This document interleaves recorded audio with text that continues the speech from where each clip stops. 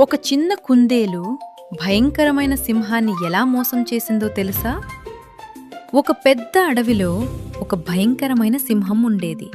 అది ప్రతిరోజు జంతువులను వేటాడుతూ అందరినీ భయపెడుతుండేది. ఆ అడవిలో ఎవరూ సురక్షితంగా ఉండేవారు కాదు. ఒకరోజు జంతువులన్నీ కలిసి ఒక నిర్ణయం తీసుకున్నాయి.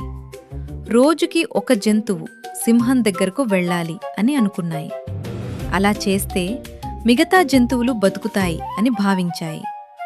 ఒకరోజు చిన్న కుందేలు వెళ్లాల్సి వచ్చింది. కాని అది చాలా తెలివైనది.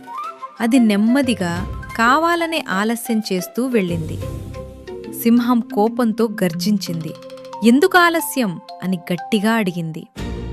కుందేలు భయపడకుండా చెప్పింది, మార్గంలో ఇంకో సింహం ఉంది.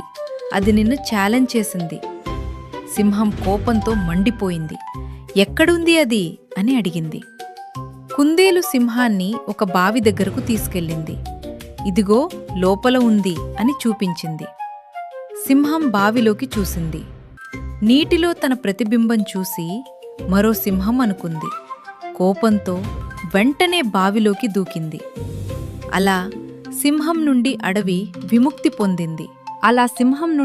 విముక్తి పొందింది. జంతువులన్నీ ఆనందంగా జీవించాయి. కుందేలు హీరో అయింది. తెలివి బలాన్ని మించుతుంది. ఇంకా ఇలాంటి కథల కోసం సబ్స్క్రైబ్ చేయండి.